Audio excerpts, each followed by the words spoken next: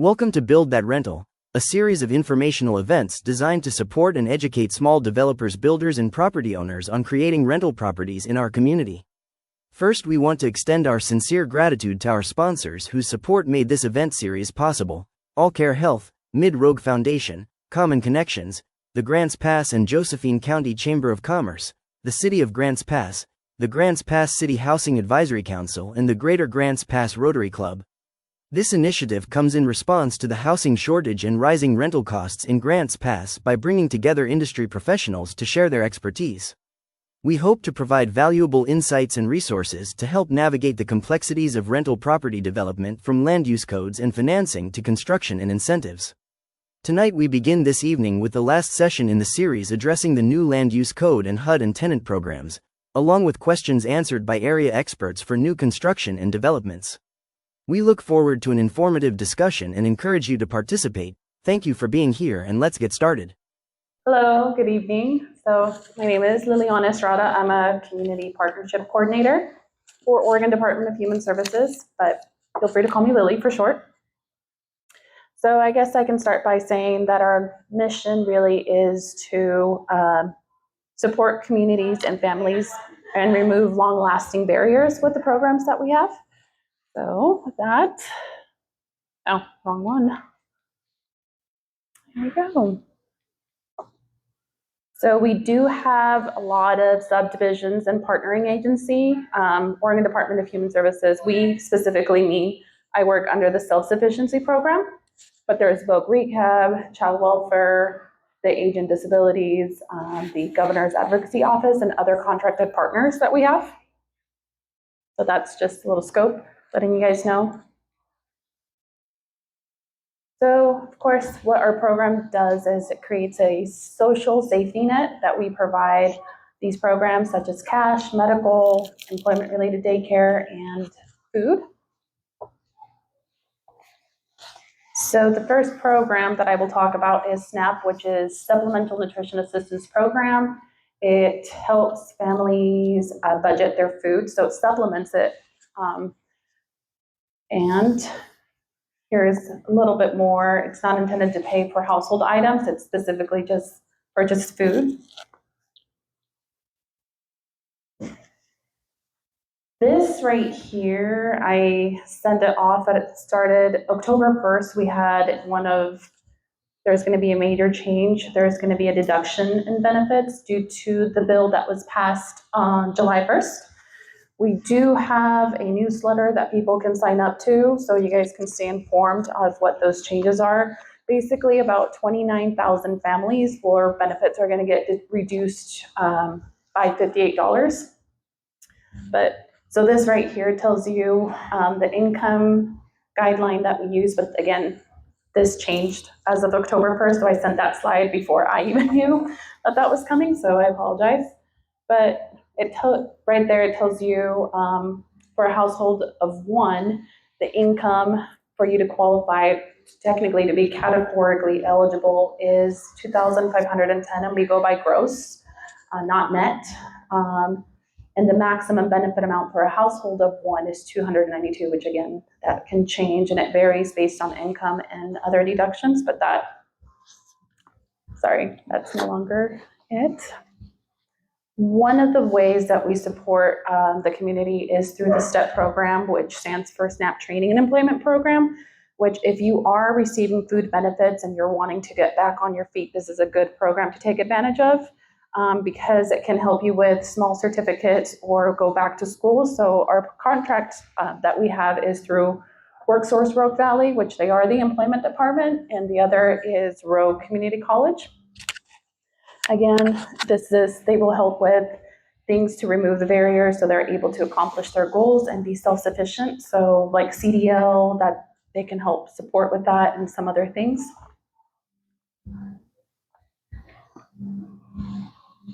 The next program that we offer is cash assistance for families. So it's temporary assistance for needy families. That's what TANF stands for. So with this, they get a monthly cash allotment. The family will be put on with a family coach. The maximum that people can be on this is 5 years, so 60 months. To qualify for this, you do need to have a dependent. So this is separate from SNAP or STEP, excuse me. You can't qualify for both. You have to be one or the other. So right here, this is current. This actually has been the same since 1997, since the programs first started. So for a household of two, because you have to, again, you have to be dependent. For one, it's if you're pregnant, and that would be the month prior to the due date that people can qualify. So for a household of two, the allotment is $432 a month. That's not very much for people. However, they do get support services. So when they get assigned to a family coach, they will work out a plan with them. We meet them where they're at, and we'll look at things like emergent needs, like such as housing, childcare, if there's any domestic violence, employment-related daycare. Those are the major barriers that families have local. And see, work out a plan on how we can support them. Sometimes we are able to help with a deposit. We have to have an ongoing plan of what that's going to look like because we want to remove that barrier, but we also want to make sure that they're able to maintain the payment monthly. And that can look like by other subsidy programs if they're able to get into low-income housing or qualify for HUD, those types of things. Again, the family coach, it kind of tells you a little bit of what they do and how they help navigate the family. So they support them along, again, meeting them where they're at, and they have a little bit of everything. So they do support them with career supports and mental health services. Again, looking at the individual family as a whole to see how we can support them that way on their journey to be self-sufficient. So this is, again, part of the Tenant program that's called JOBS, which is a Job Opportunity Basic Skills program. Again, when they get assigned to the family coach, this is different than STEP. They want to look at their goals. So again, we can help support them by getting their GED if we need to pay for that, or again, helping them secure housing, and just having like an ongoing plan to supporting them and the family. We also do offer a domestic violence program. This is intended to help people stay safe and away from abuse. We do work with DV advocates locally here. We offer a grant that's $3,200 in a 3-month plan. We don't automatically give it to them. What we do is we sit down with the survivor, we create a plan how they're going to stay safe, and that can look like getting them into a different location, or removing, if they're planning to move away, like looking at, they can use this for a deposit as well. So again, it's not, we don't provide that money for them. We have to create a plan and then we give it to the third party. So unless they're fleeing and we need to buy like a plane ticket or bus ticket, whatever that looks like. But that is the employment-related daycare, which is a subsidy program that we help support families with because the cost of childcare is up there. So even for a household of two, it can be very expensive with the two parents working, and they can take advantage of this program. Unfortunately, right now, it is waitlisted, but these are some of we still encourage people to apply. So they are put on that wait list. I'm not sure when it's going to be open, if I'm being transparent, but it's still good to go through the process, and they can tell them about other programs such as Head Start and the Oregon Promise that potentially people can qualify. So when they do sit with someone, they're going to be given those options, which they are different from us. The next program we help with is the Oregon Health Plan. So we help with,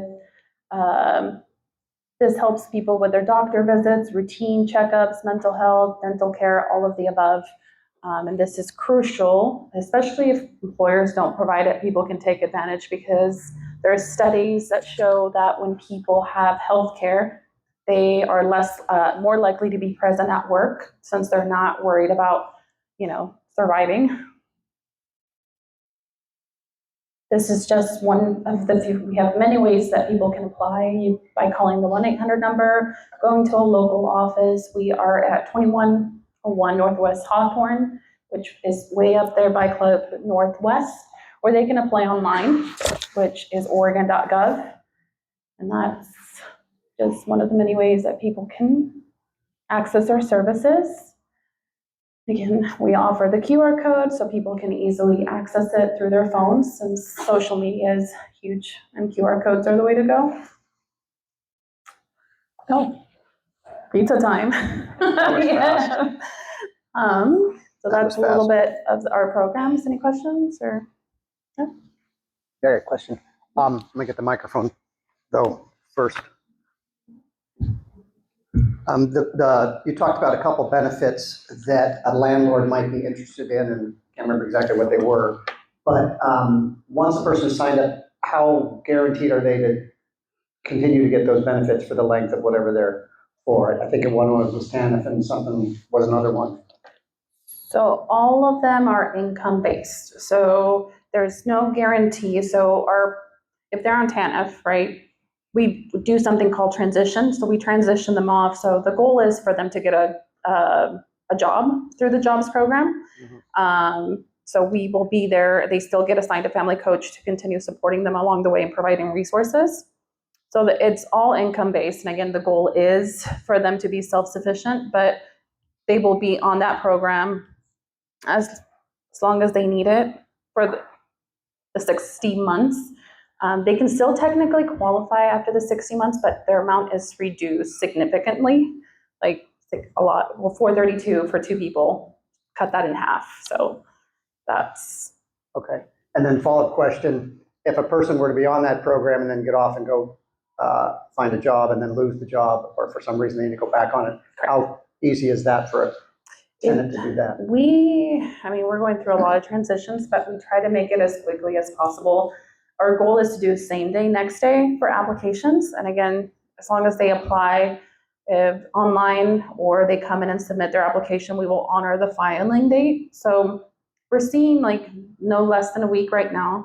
They're pretty busy, but we can see them within the week or the same day. So just depends. So you see them, but for them to get signed up, it's fairly quickly then?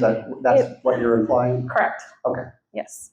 Depending on which route they go, they shouldn't, if it's been more than a week and they haven't been contacted, let's say if they apply it online, because that's the least contact, I would encourage them to contact a local office or call the 1-800 number, because then sometimes, life happens or things happen and it gets lost in ether. So. Okay. Questions? Anyone? Do you all also offer rental assistance? Just straight rental assistance? I think you do. We do. It's not an ongoing, like I said, it's not an ongoing thing. We like to have HUD or other partnering agencies be referred to UCAN, because it's not something that we can do. We create a plan with them like, hey, maybe we can, to make sure that they don't lose housing, we can maybe pay 1 to 2 months to make sure they secure until they're able to get another resource. But it's not something that we can do ongoing. Yeah, you can. Yeah. You're going to talk about it here, right? Yeah, so he'll say more about that. But yeah, we work closely with our partners. So we create a plan to make sure if they have housing, to maintain them there, or once they secure housing, how we can support them to make sure that they're successful that way. So. Okay. Any other questions? No. Thank you. All right, thank you. Thank you. All right, we're all ready to go. All right, I am Clayton Roberts. I am one of the homeless outreach coordinators at UCAN.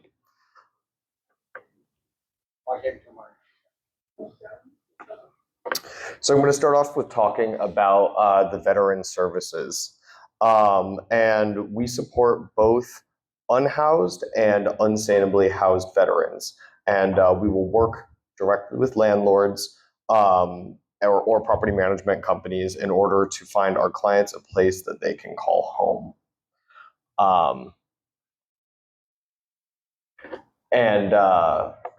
We partner with all sorts of people. I will go into this a little bit later, at Veterans Affairs, at OHCS, Access, and Capo. We also function in several different counties, including Josephine County, Douglas County, Klamath, and Lake counties. So who qualifies for these services? As you can guess by the name, it is veterans. It doesn't matter what branch, it doesn't matter how long they've served for. Even people who have been dishonorably discharged, still I would encourage to go in to check, because a lot of the times just discharges can be overturned either by political action, or you can actively say that mistakes were made before you're discharged. Additionally, clients need to be under 80% AMI, which is average or area median income. And that is around 16,000, or it is 16,000 for a single person. And if you're in a family, that number will go up. So a family of two is, I believe, $19,400. So that would also, if they have that and are also a veteran, that would qualify them. And of course, they also need to be homeless or unstably housed. So this means literally homeless, which means that they need to be living outside or in a structure or a vehicle that is not suitable for living in. As for unstably housed, that usually means just they have an eviction. And we can work with them to cure the eviction or move them to a different housing unit that is a better fit for them.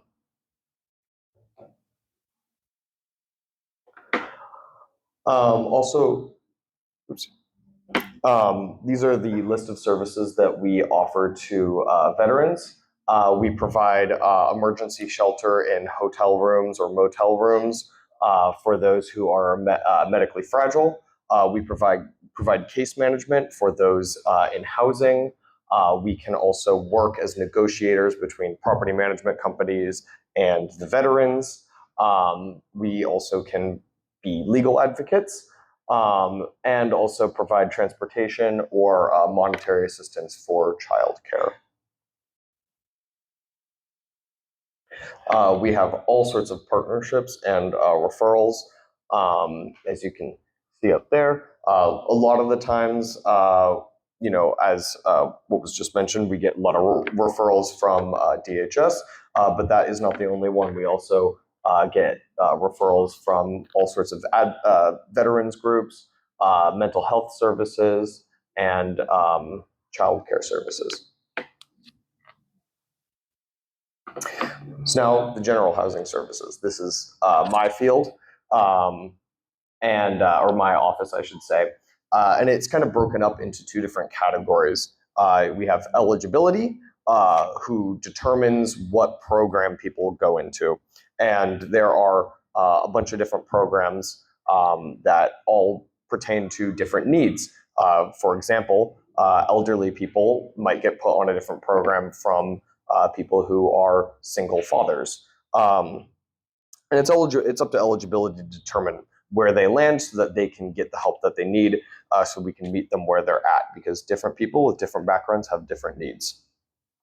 The second part of our program is we provide case management. Not all funding goes into case management. However, this is somebody that can assist this person with sustaining their housing, keeping them on the program that we have them in, and also preventing them from becoming homeless again once the program is over. That is part of what we do. We do sustainable housing. And there'll be a little bit more on that later. And there's also two different types of ways we help people. The way that I am most familiar with helping people with is finding people who are on the cusp of being really stable. They just need to, they need some help with some move-in costs. So I'll pay for deposit, maybe the first few months of rent if they seem to need that. But that is a very important barrier to overcome, because the deposit a lot of the time is the most expensive part of the moving cost. I will see people who have who pay $875 or going to pay $875 for rent, but have deposits that are over $2,000. And so asking that large payment of someone up front who might be new to a job or working on getting unemployed is, that's just very difficult. So that's why we step in and help people with deposits. And I think that part is very important. Who do we serve? We serve a whole lot of different groups of people, but for the most part, if someone is homeless, we can help them. We can also help with people who have received evictions. However, they get put onto a waiting list. That is slightly different process than for homeless people. But this is the list of different categories that we have specific programs for. Some interesting ones. As I mentioned before, we have HSP, which is for people who receive TANFs, and that is we give funding for people who are directly referred to us by the Department of Human Services. Additionally, we can help people who are going through drug treatment, trying to get off drugs. We have specific funding for that. We have funding for people who are elderly. And one unique thing that we have that a lot of other programs don't have is we can help single fathers. Believe it or not, it's kind of a weak point in a lot of different community agencies that they don't have any funding sources that helps single fathers, a lot that help single mothers, but we have funds to help them too. So kind of what I was on before about the two different groups we have within housing eligibility. If the applicants are already housed, they will determine what program they go into. That, as I said before, pertains to what their needs are. We like to meet people where they're at.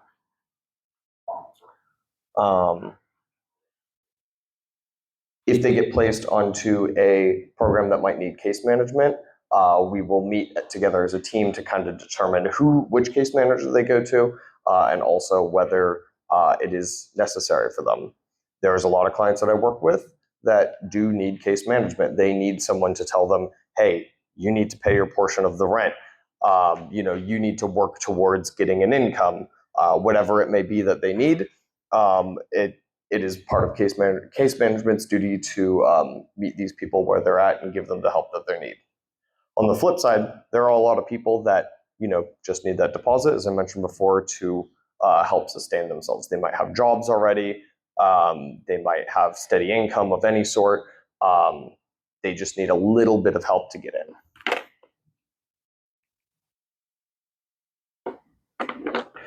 So this is kind of what case management does in more detail.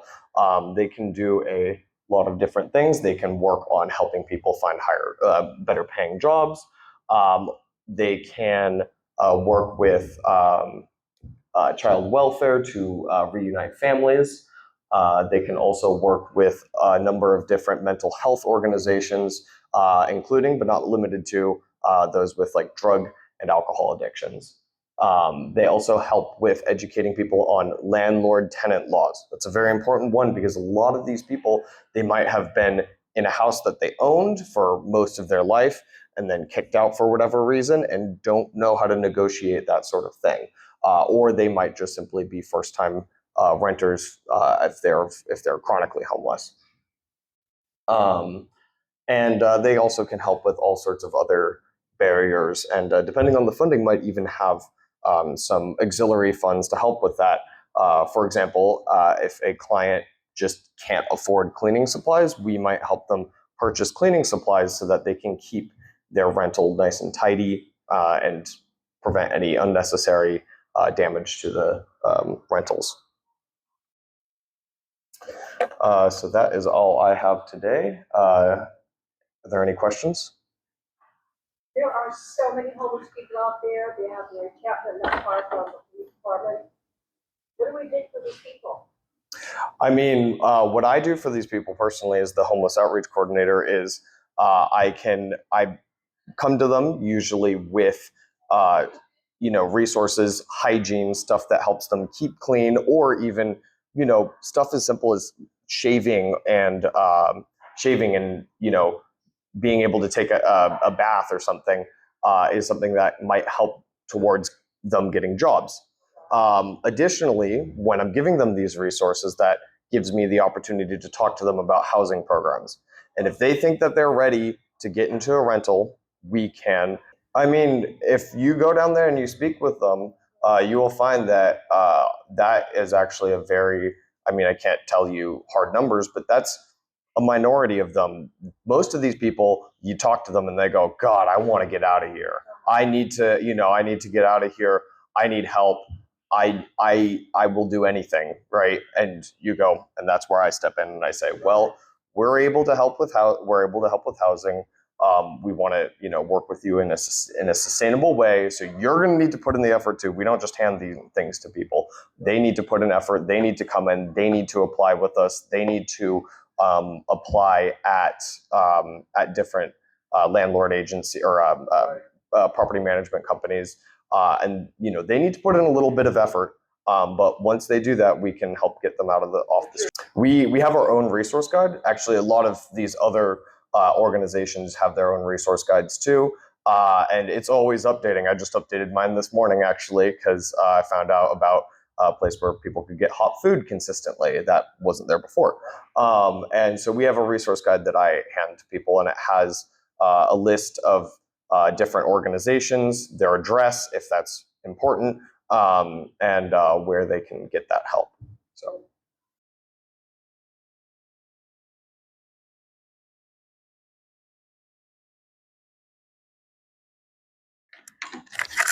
Good evening. How about you use the mic? Good evening. I'm Kim with the Josephine Housing and Community Development Council.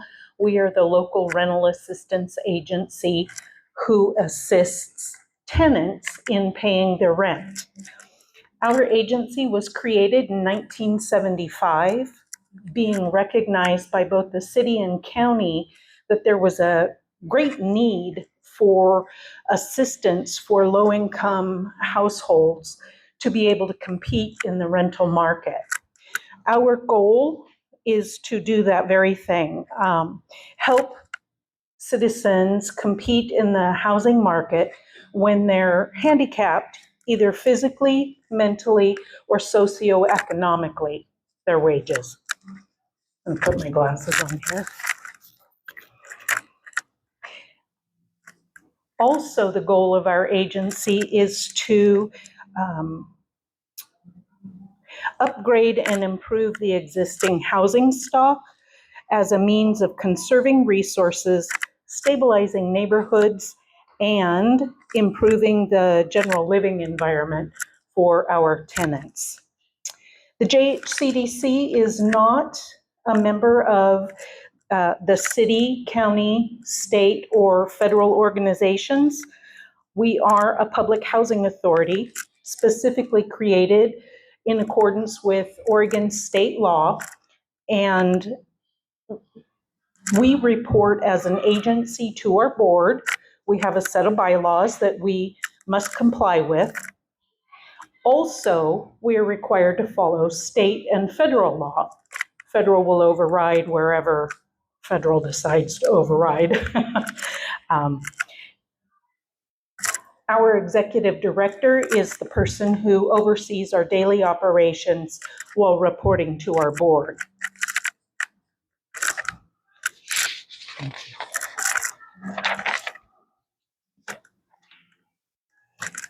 Our agency operates a tenant-based housing choice voucher program, which has a waiting list for rental assistance. So a person would apply to our waiting list. That waiting period is operated on a first come, first served basis. And currently, the waiting period is approximately 14 months. 6 months ago, that waiting period was more like 3 months. And the reason for that is that, sorry, more like 9 months. Part of the reason for that is that our funding is federal and it's based on budgetary constraints. So Congress tells HUD what they have to spend. HUD has to distribute those monies across the 3,500 housing authorities in the country. When we received our notice of funding this year, we were informed that we had the same amount of money to spend this year as we did last year. The difficulty was that we had been pushing, because we had been funded sufficiently, to fill all of the vouchers that we have contracted with HUD to use. So we use all of the vouchers that we've been awarded or spend all of our housing assistance payments to assist clients. Unfortunately, while we were in the process of counting on funds held by HUD in our account for us, HUD decided to recapture those funds. So, in April was the last time that we were able to pull someone off of our waiting list for eligibility determination. While we do not pull people from the waiting list, we are allowing attrition to take place. So as people drop from the program, typically that creates money available to be reused for the next family on the waiting list. During shortfall seasons, that means we're reducing the amount of money that we need at the end of the year because we're in a shortfall. So HUD has to come up with less to make us whole and keep from terminating any housing assistance payments.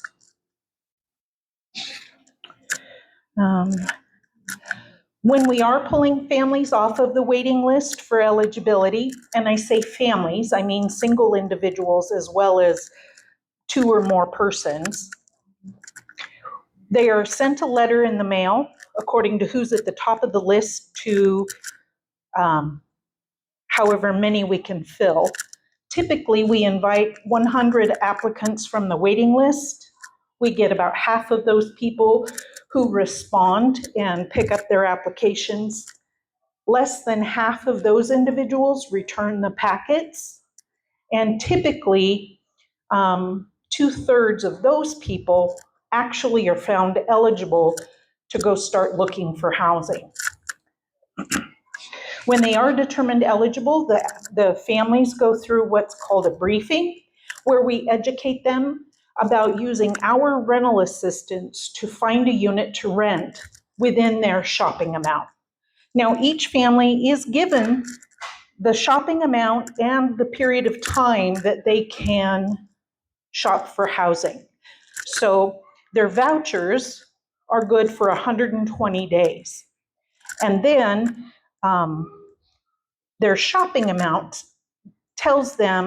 gives them a dollar figure so that they're shopping within the right rent amounts for which they can pay rent and we can assist them. Owners are obligated to screen applicants, tenants, for tenants' suitability. We do not do so as an agency. We determine whether or not the applicant is income eligible, fits within particular criminal history information, and then we move forward. So it's up to you to determine acceptability of a tenant. When you've accepted a tenant for your rental, we ask that you inform the tenant and remove the rental from the rental market. When the tenant will come to us, pick up the request for lease approval packet, and bring it back to you as the owner to fill out. The packet will need to come back with an undated, unsigned rental agreement. Again, no dates, but definitely sign all of the rental documents.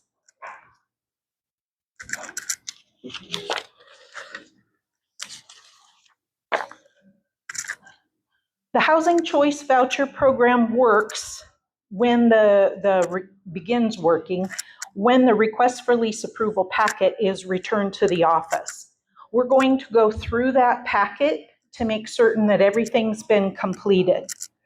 One of the most important things we need everyone to understand is that HUD regulations do not allow our agency to approve a unit for leasing by one of our clients if the owner, a principal, or other interested party, including a management agent and other persons or entities participating in the unit management, and officers and principal members, shareholders, investors, and other parties have a substantial interest in the HAP contract or in any proceeds, benefits arriving from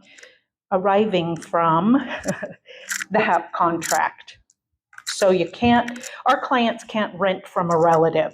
Specifically, there can be no parent, child, grandparent, grandchild, sister, or brother of any member of the assisted family who is related to the owner of the property or the manager or etc. The only time that might be allowed is if the family rented the unit, it would be providing that family with a reasonable accommodation for a family member who is a person with disability. Okay. And if that exception is met, both you and the tenant will be informed of such. Typically, it'll be done in writing, but if we're running quickly, then we'll let you know in verbally, and then we'll follow it up with a confirmation in writing. All paperwork in the packet has to be completed. Rent and tenant paid utilities must be within the tenant shopping amount.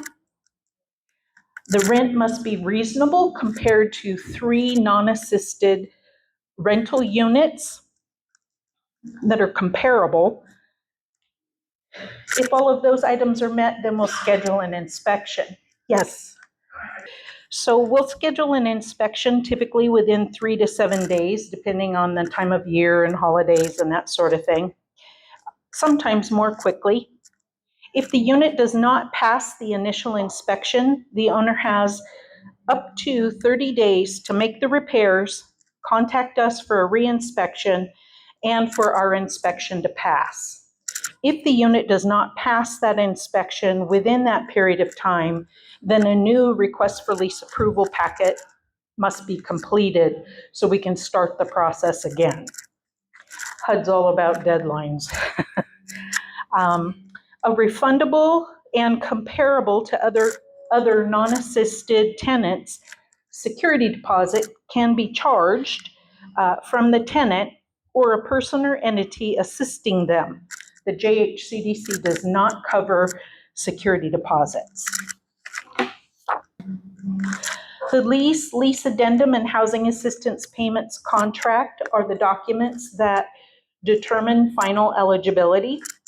Through this process, the lease that's turned in, that's been signed but not dated, must comply with state and local law. It must contain the contract rent amount, the security deposit amount, specify what utilities and appliances are supplied by the owner and which are expected to be provided by the tenant.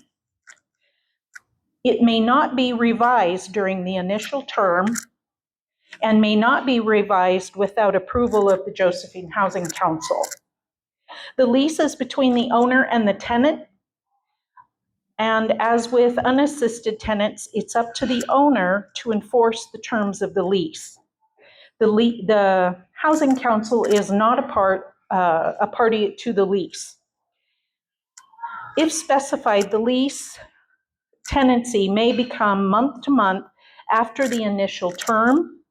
The lease may not require the tenant to give more than 60-day notice to vacate. The HUD lease addendum is attached to your lease or rental agreement and contains all the language required by HUD. The owner or agent will sign a housing assistance payments contract with our agency that runs concurrently with the rental agreement. The housing assistance payments contract terminates automatically when the lease terminates.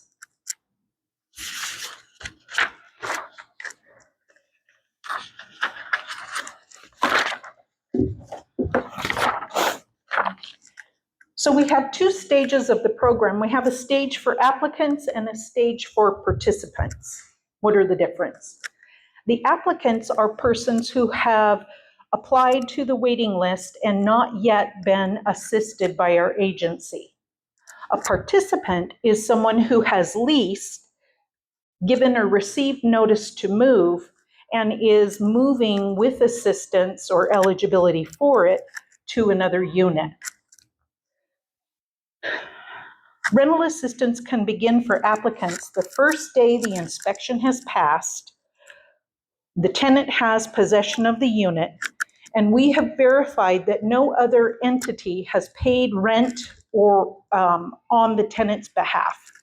We're finding that there has been an overlap of assistance between our various programs in the community, and federal regulations require that there is not two forms of rental assistance paid for our clients at the same time. Because there are periods of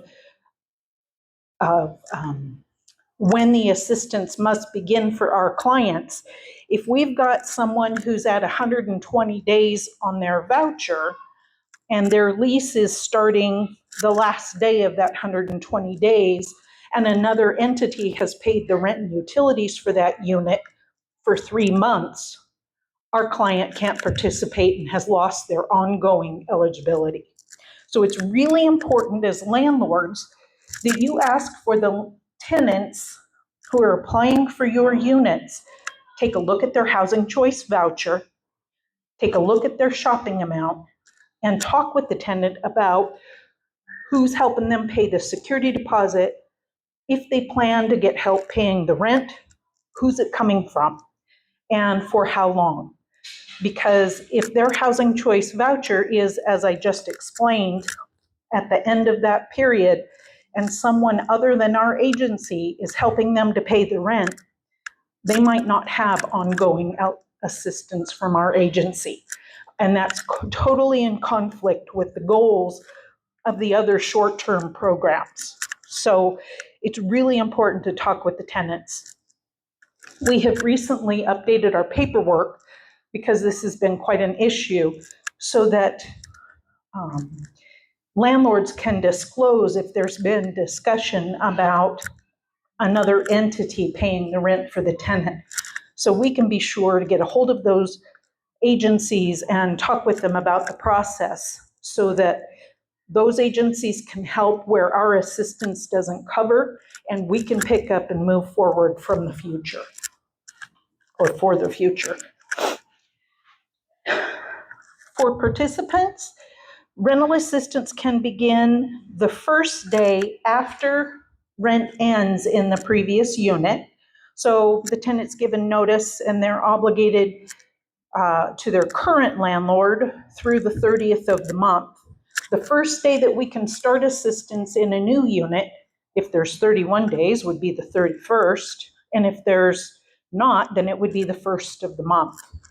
Assuming the tenant's gotten possession of the unit, the inspection has passed, and we verified no other entity has helped them pay the rent. Now, entities can help pay security deposits, pet deposits, rent, as long as it's covering a period before our rental assistance is supposed to begin, okay? The process of coming up with... You lost me on that last sentence.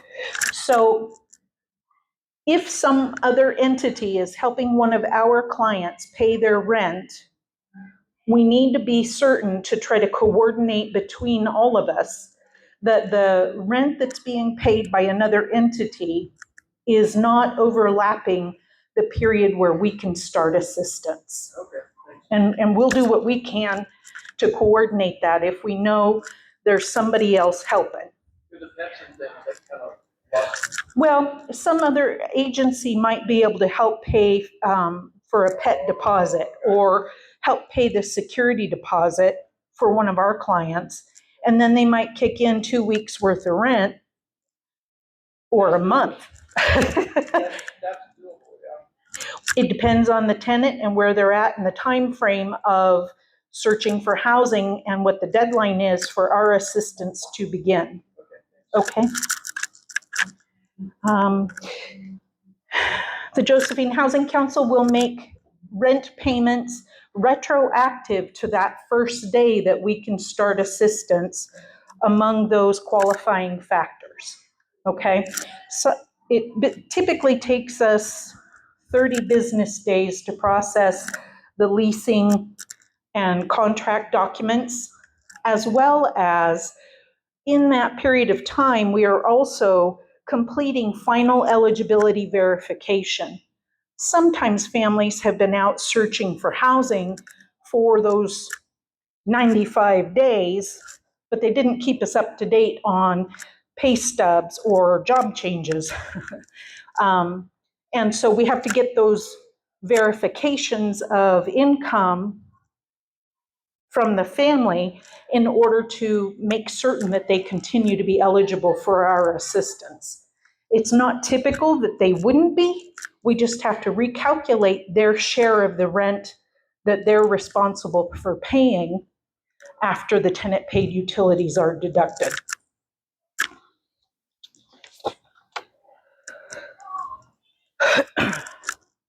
Our agency will continue to make housing assistance payments on behalf of the tenant as long as the unit meets the, are you ready, this new NSPIRE housing quality standards. NSPIRE is the national, I had it just a second ago. We'll go through this. National standards for property, I'll get it. NSPIRE, National Standards, Property and Inspection of Real Estate Quality Standards. What HUD has tried to do is there is a form of assistance called public housing, where the housing authority owns the units in which the clients receive assistance.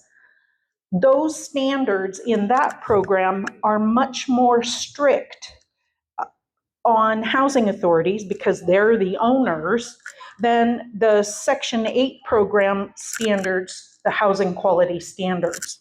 So under NSPIRE, there are 24-hour fixes that a housing authority is expected to meet right now within 24 hours. Those standards are becoming melded with the housing quality standards. And so there will be, we're told, changes to the housing quality standards forthcoming. Some of them, for example, a 24-hour fix under the NSPIRE, which is not effective until February 1st of 2027, is that if a window was built to have a screen, it must have a screen, and if there's any tears in that screen, it must be repaired. That's a 24-hour fix upcoming. So when those rules are actually implemented, we'll communicate that information with landlords. HUD has not yet made all of those requirements effective, so we'll see what they decide to work through in those requirements. Also, we'll continue to make housing assistance payments for as long as the tenant remains eligible to receive rental assistance. The housing choice voucher is the document between our agency and the client that requires them to fulfill certain responsibilities. Those responsibilities are about reporting income and family member changes, reporting any criminal activity should there be such, and a number of other things.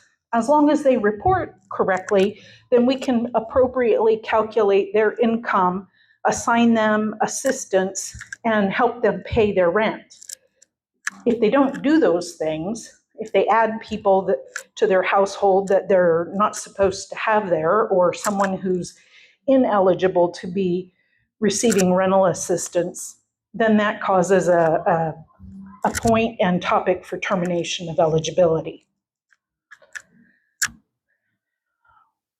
One of the requirements of the Housing Choice Voucher Program is the tenant must be alive and actually residing in the unit. So one of the difficulties with our clients is if a client passes away on the 30th of the month, you get to keep the rent payment that we made for that month only. If we mistakenly release because we didn't know that the person had passed away, and we paid the next month's rent, we'll have to ask you to reimburse it, because when the tenant dies, they're not eligible for assistance any longer.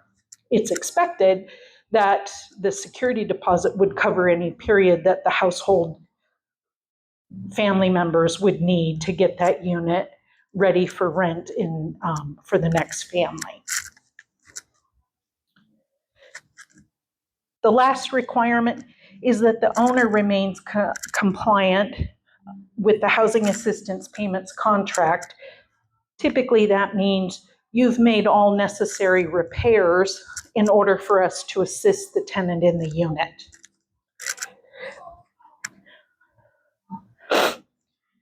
If we withhold payment of the housing assistance payment, the tenant is only obligated to pay their portion of the rent for that unit.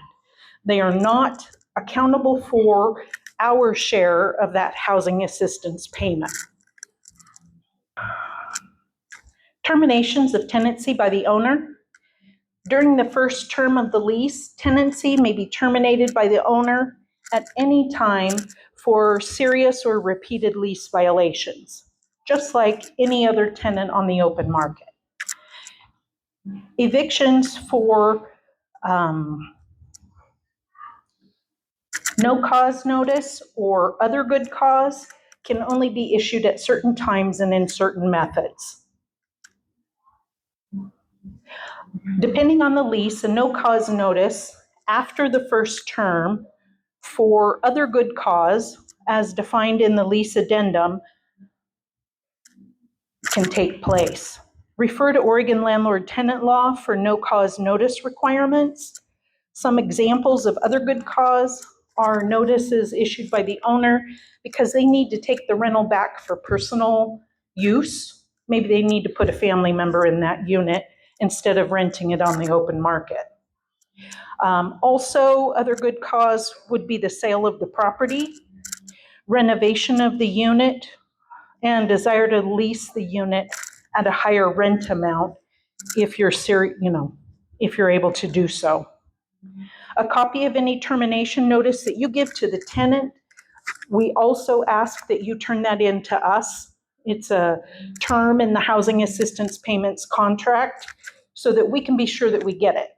We ask for those to come from the tenant as well, because it's kind of a 50-50 whether we get those notices from the landlords or we're informed of those evictions from the tenant. An owner is not required to list cause for a notice of lease termination only if the effective date of the termination is at the end of the rent month. For instance, if the lease provides for automatic renewal on a month-to-month basis, the owner may terminate tenancy without cause at the end of the month. Let's see here. After the initial term, there was a piece I missed. If an owner terminates the lease during the first term in the middle of a month after the first term, the notice must list cause. So if you're going to give an eviction without cause, it has to be done at the beginning of the rent month. And if it's going to be with cause, you can give it at any time as long as you list the violation that's occurred in the rental agreement. And as I said, please provide us a copy of that notice. Termination of tenancy by the tenant. This could be during the first term of the lease, the tenant isn't allowed to give notice to move. So if you've got a 1-year rental agreement with the tenant, they've agreed to be there for a period of 12 months. After that first term, if your rental agreement automatically goes month to month, then they can give 30-day notice or up to 60-day notice. The rental agreement can't require more notice than 60 days. We don't pay assistance in 2 units at the same time. If a tenant leaves your unit, they say they're going to be out on the 30th, but they leave on the 15th, that is the soonest that they can get an inspection from us and that they could sign a new rental agreement in a new unit without being terminated or losing their eligibility because they've signed to have 2 rental agreements at the same time. Okay. No, we just ask you to let us know the date that the tenant vacated the unit. Also, if you've given them a 10-day notice for non-payment of rent, for example, or some other violation that they have a, what is it called, a 1430, if they have remedied the situation in that notice, we need to know, because we're going to hold up the next month's payment if you don't tell us that that situation has been remedied, because we're getting ready to determine whether or not that tenant is eligible for assistance in a new unit, or if we need to terminate their eligibility because of a serious and repeated lease violation. We will not, without that notice, we will not release housing assistance payments in a new unit until the end of that tenant's 30-day notice period. Okay.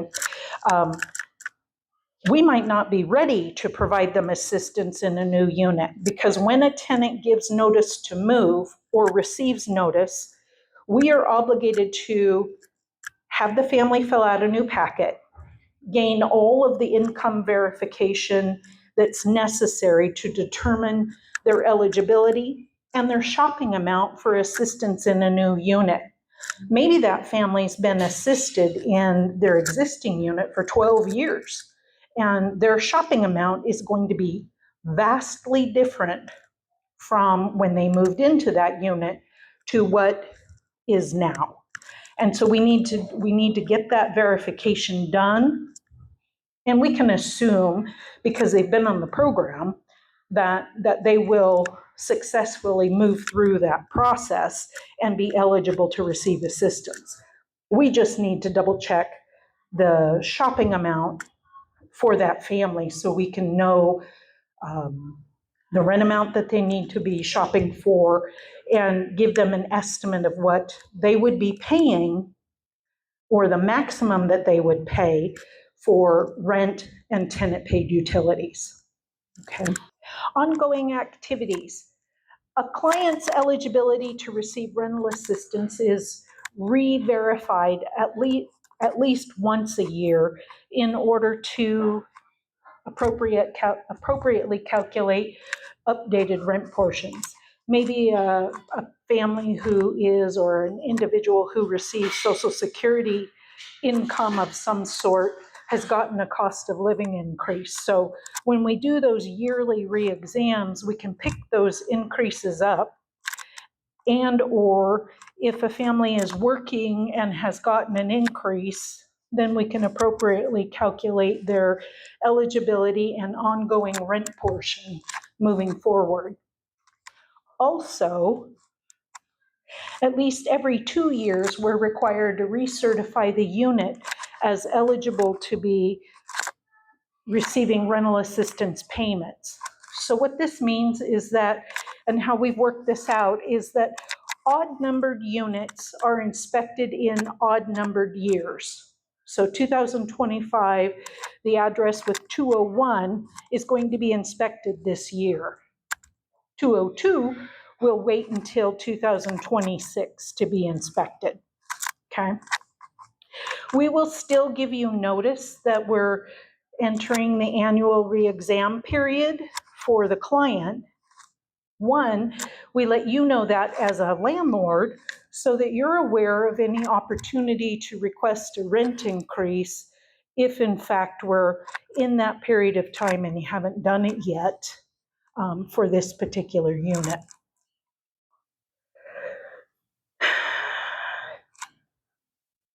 Both the landlord and the tenant are notified by letter that this re-exam is going to take place and of the inspection date.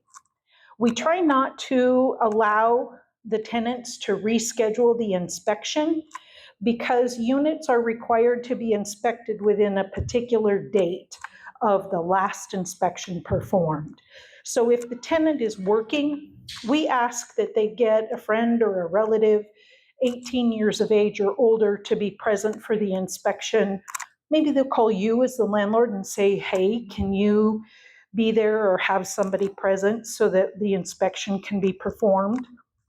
We will let whoever is present for the inspection know whether or not the inspection has passed, and or we can discuss any fail items that we find during that inspection. Through that process, if the unit fails the inspection, we'll send a letter out to confirm what the items are that need to be repaired in that rental unit, and we'll give you a deadline that those repairs have to be completed by so that you can make those repairs and contact us for a reinspection. We'll get that scheduled and then go out to perform the inspection. If the inspection still fails, then we are obligated to discontinue or abate rental assistance payments until the inspection passes. In the odd event where repairs are not made, or maybe the repair is required because the tenant caused damage to the unit and they didn't get the repairs made, you're not going to cover the cost of that repair or have been unable to work it out with the tenant for that to be done and you to be reimbursed for, then we could terminate eligibility for rental assistance in that unit because the repairs were not completed within the particular time frame required. So it's both landlord responsibility and tenant responsibility if the tenants are obligated to cover the cost of those repairs. Our program is required to have monitoring inspections, and I didn't talk about this in here, but we are required to review the performance of our inspectors at a certain percentage of the number of units that we provide assistance to are required to have what we call a monitoring inspection. And so it might be that the unit was inspected 2 months ago and your unit has come up on the monitoring inspection list. And the reason for that is that very thing. We use a randomizer and plug in the units. And if you happen to be within that group and are selected, it's a HUD required performance evaluation that we're trying to complete, and or HUD is here doing an investigation, what we call an audit of our agency, and has selected units to perform inspections on. So if there's a repeating number of inspections in a period of time when the inspection passed, it's because we're either doing monitoring or we are being monitored. And we ask you to comply with us and work through any repairs that might be found that are newly identified versus, or maybe were missed in the past, which isn't a common thing to have happen, but we have found that repairs have been needed since the last inspection and still are required to be repaired by a particular deadline. Annual rent increases. Owners should refer to Oregon landlord tenant law for the rent increase information and required notice periods. Those, the percentage of rent increase for 2026 was just announced. I'm not recalling that figure right now, but 9.5. And then manufactured homes have a different value that the rents could be increased, mobile or manufactured homes. So keep in mind that those are typically announced this time of year each year for the coming calendar year. So notices could start going out now for increases in 2026 based on Oregon landlord-tenant law. Any rent increase that's going to be issued, the Housing Council has to receive a copy of that notice for rent increase with not less than 60 days prior to the effective date of that rent increase. We can get it earlier than that, we just can't get it less than or provide a rent increase if we haven't been given a full 60-day notice, okay? And the rent increases, of course, have to coincide with the rent month. So in the packet, the relationships and responsibilities, we've talked about this a little bit already. The Housing Council and the tenant have the Housing Choice Voucher, which outlines requirements that the families are obligated, or households are obligated to fulfill in order to be eligible to receive rental assistance. The lease, which is between the tenant and the landlord, outlines its requirements.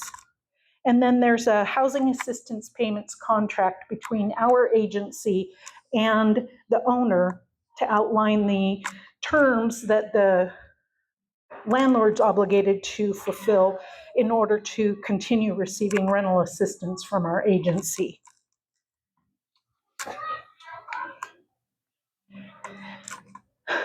Some common questions from people in the community about our program is whether or not the Housing Council can provide a rental reference for our clients. And the answer is, they're in the request for lease approval packet. There is an authorization for release of information that the tenant can sign, and you can write out your questions regarding rental history and send that request for information to us with the authorization for release of information. And if we have documentation in our file that is in response to your rental history question, we will provide the answer, okay? If you don't ask questions about the tenant's rental history, we can't answer the questions. So no income information can be verified, no family member numbers, ages, nothing like that. Only rental history information. Has the client been evicted in the past? Have they left damages beyond normal wear and tear?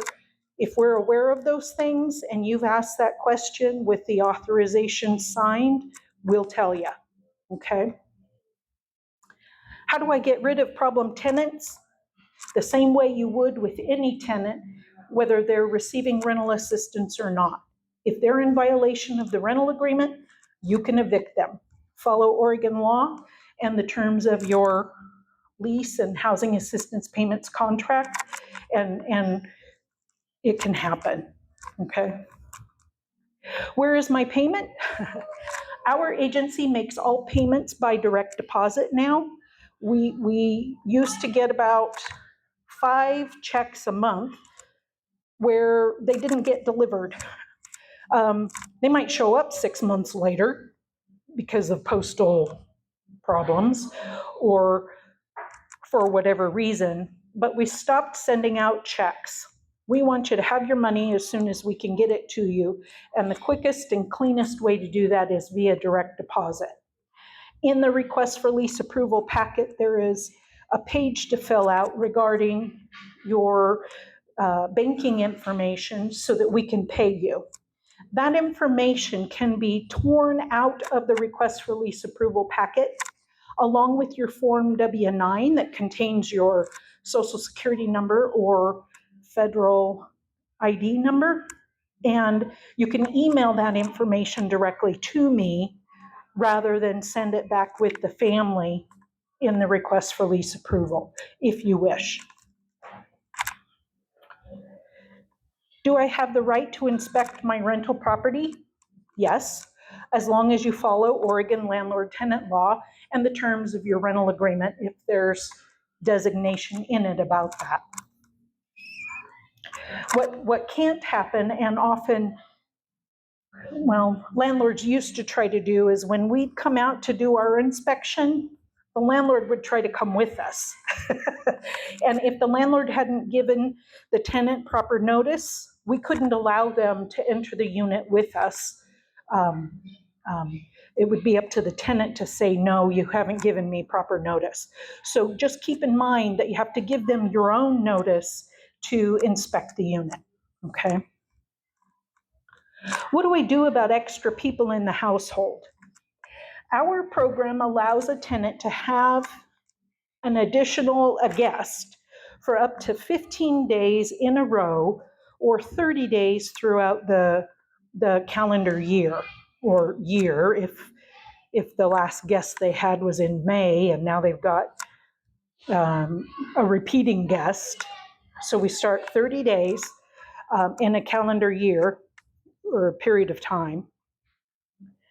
And if that person is staying in the unit longer than that, then, and they're not identified in the rental agreement as being a household member, then you have right to go follow Oregon law and evict the tenant. We ask that you provide us information about that situation so that we can perform an investigation about who's actually living in the unit, have they been approved or not, that sort of thing. And we appreciate as much information as possible. People's names, their vehicle ID numbers, whatever information you have about these additional people in the household is helpful to us to investigate and determine whether or not they are guests or there's some form of unreporting going on that we need to identify. Who can I call for help? You are welcome to call the office anytime, leave a message, or just talk with whoever answers the phone. Our receptionist is very capable of answering questions, and if she can't answer it, she's going to put you on hold and find somebody to answer your questions, okay? We're open Monday through Thursday, 9 to noon and 1 to 4. We're closed to the public on Fridays, but we are working. So if you leave a message and we happen to see our phones flashing, we'll check our voicemail and give you a call back if we're able to do so that day. Otherwise, you might wait until Monday, but we'll get back to you. Also, you're welcome to email us. Our email addresses are the first name of the staff member at jhcdc.net. Our director seems to get a lot of questions because people skip over the receptionist and call her. She just bounces you back to the front desk. So ask the receptionist, tell them what you need, and she will make sure that you get an answer either from her or from the appropriate staff member. Are there any questions that I can answer that you've thought of during the break time? So early on in the presentation, you talked about your screening process and you said something about criminal record, that some things triggered a non-qualified. Can you describe what that is? Is that Yeah. private? The program used to allow someone who had a preponderance of evidence of being involved in an activity, let's say it's drug-related activity. The program used to allow that we terminate eligibility based on police reports, the pictures from the unit, situations. Now, a conviction has to occur, and that just possession doesn't make you ineligible. It would have to be for sale or distribution. So depending on the crime will depend on whether or not the client would be eligible. A lot of times we work with, if someone's been charged with possession and they've entered drug court and they successfully complete that program, we'll continue to assist them so long as they successfully complete the program. And so violent criminal activity, if it's felony and it's a violent crime, then that requires that that individual would not be eligible for rental assistance for a period of 5 years from the date of conviction. So if they've been waiting for 3 years to go to court, then they're still eligible until and if they're convicted of that crime. Whereas years ago, if we verified based on police reports and domestic violence or whatever was going on, that activity occurred, we would deny eligibility. That preponderance of evidence is no longer required. A conviction of a felony crime is what would be the deciding factor. There are some crimes that don't affect eligibility. Perhaps a theft isn't considered a violent crime, so it depends. We absolutely cannot assist a household who has a person who is a sex offender. In the state of Oregon, any sex offense the offender is required to report for a lifetime to the sex offender list. And if they're convicted of a sex crime in the state of Oregon, they would not be eligible to receive assistance ever from our agency. So, but it depends on the crime and it depends on the date as to whether or not someone would be ineligible to receive assistance or not. And the landlord's rental agreement might only allow a guest for 4 days. I was gonna say, Ben Franklin said 3 days. So 15 days all at once or 30 days in a year.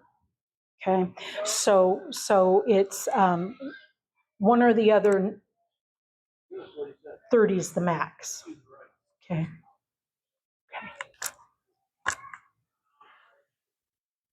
I do want to let you know that in addition to the rental assistance program, the tenant-based program, our agency is partnering with developers to provide our assistance in their units for a particular period of time in order to help us gain permanent housing for our clients that is required to be affordable for a designated period of time. We're hoping 20 years or more.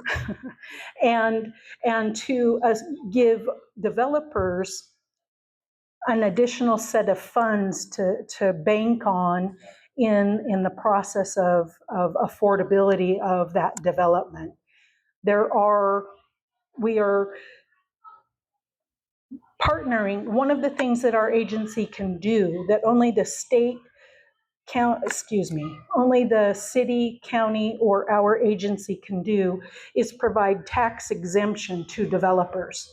So if you partner with us, we'll ask you for 10% of your developer fee and provide tax exemption for the period of time that we have partnered. So you don't have to pay taxes. And our 10% is typically in the initial period of the development and are typically funds that can come outside of necessarily your pocket, but perhaps they're coming from Oregon Housing and Community Services. Sometimes when we're a partner in a development, we can also gain general housing assistance payments from the state. So what that does is it provides the development with additional funding because you partnered with our agency to develop affordable housing. Those funds are based on what the state has available to contribute in that manner. And right now, there's lots of money to go to development of affordable housing in the state of Oregon. So if you'd like to talk about that, we'd be glad to talk with you. At the very least, we can help you get tax exemption for your developments. And at the greater level, if you apply through the state, you might actually gain access to other funds that you wouldn't normally have access to gain because you've partnered with us. Yes? Is that for section 8 and 42? I'm not sure what 42 is. Or income-based? Well, section 8 is kind of income-based too, but 42. Yeah. The project-based voucher program is where we convert our housing choice voucher, tenant-based assistance, to a project-based. So the assistance is with your unit. Maybe you asked for 8 units to be project-based. And so we take 8 of the housing choice vouchers off of the market, place them in your units. And when you have a vacancy in one of those units, you let us know. We send you a list of tenants off of our waiting list, and you select from those people on our waiting list who have said they're interested in working in that program to find a tenant. It's a ways out, but where would I find out more information about this? Can I see you later for a contact number or something? Yes, absolutely. And our phone number's on the front of the handbook, and my extension is 110. 110. Kimberly, Yes. on those specific types of developments, are you as the developer allowed to put parameters like 55 or older for that development, but still be affordable? Yes, yes, absolutely. So currently we've partnered with Housing Authority of Jackson County. They have, their housing authority has a development team that we do not. So because we're the housing authority in Josephine County, we asked them to develop affordable housing in our community. We partnered on that project, Cathedral Square. It's at 201 Grandview Lane. It's 54 units of affordable housing. We have 25 project-based vouchers in that complex. The developer identified that they are going to designate 11 of those units for homeless youth and their families. So 11 of those units are not only project-based, but they're specifically designated for homeless youth and their families. And that might be a family that's in unstable housing. But if they gain a project-based voucher unit over here, they would become stable. So that those vacancies are filled through the Maslow program. They take people out of their program who are ready to enter into housing and help them through the process of becoming a tenant and managing their life to be a stable tenant moving forward. So we're also partnering with Midrogue Foundation, and our Hillcrest Village is a 36-unit development for veterans. So there's no project-based vouchers there, but the project is considered affordable housing and a wonderful development in the motion. We're partnering with Nebraska Trail. It's the complex on the corner of Nebraska and Ramsey. There's going to be 50 units of affordable housing there.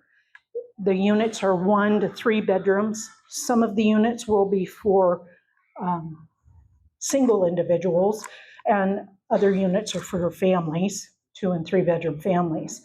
We initially had designated units in that complex for persons 62 years of age and older. However, because of requirements for wages through Davis-Bacon. The number of vouchers that we were providing, project-based vouchers, we were providing to that project had to be reduced from 25 to 8, because 8's the magic number. Davis-Bacon wages in Southern Oregon are like 3 times the wage that are paid anywhere else in the state. And it makes the complex, the units, unaffordable to develop. So we've learned this, and we're being really careful to let developers know about that unfortunate piece in that regulation. But we're still able to gain at least 8 stable, affordable units for our clients and programs. Then there's also, which just got approved, and we closed on the property last week, Allen Creek Crossing, which is going to be at 1191 Harbeck Road. Is it Harbeck? Yeah. Harbeck Road, there's 68 units of affordable housing going in there, and we have 8 project-based vouchers that'll be in that complex for homeless youth and their family. That'll be managed through the Maslow project for those tenants. So they won't come off of our waiting list, but they might be on our waiting list and actually coming through the Maslow project. So we would encourage if you have any tenants in units that you recognize are struggling to pay their rent, have them apply.